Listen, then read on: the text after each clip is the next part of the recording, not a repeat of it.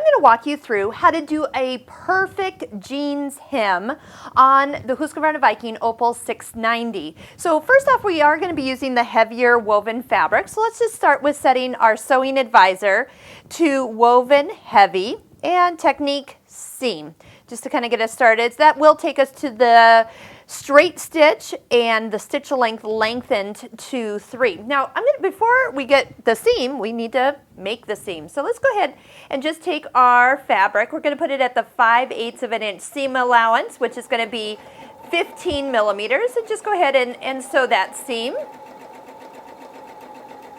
We'll use the selective thread cutter. It'll do the locking stitches, the cut and lift. Notice it's blinking, so it's going to do all those operations all at once. I'm going to detour just a little bit. I'm going to take this fabric and kind of press it to the seam, press it to the left side. I'm going to do a little top stitching on here, really make this look nice.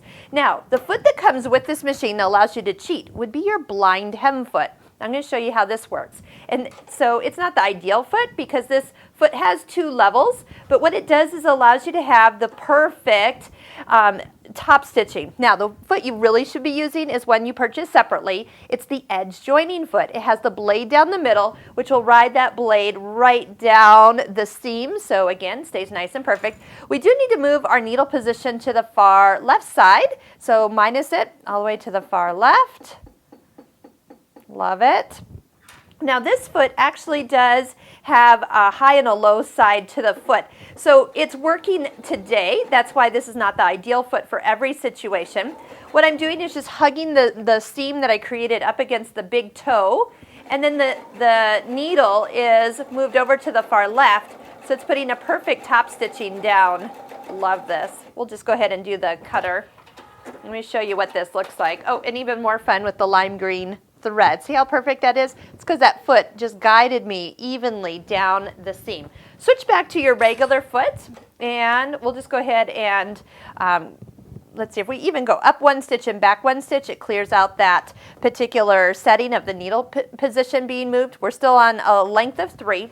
Now what we're going to do is do that traditional 2 folds. So 1 and 2. Go ahead and do this here.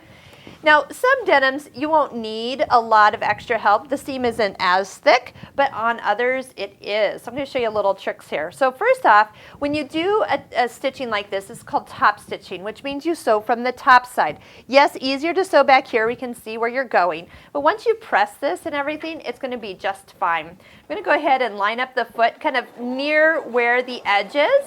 So what's going to happen when we get to this seam is the foot's going to kind of want to go up. And honestly, this machine does really well. It goes up and over these thicknesses nicely. But I'm going to show you how, just in case it's really, really thick, how you use the multi-purpose tool to go over it perfectly. So set the needle to stop in the down position. So all the way up until that foot starts to kind of come up the mountain. It's kind of leaning up towards me. This tool has a thin side and a thick side. So we're going to take, for this one, really just the thin side is enough to level out the back of the foot. And so now when we sew, the foot is even with the seam. It's approaching. So it's like up there on the plateau. So it's not trying to like climb the mountain. It is on the mountain. It's going straight across.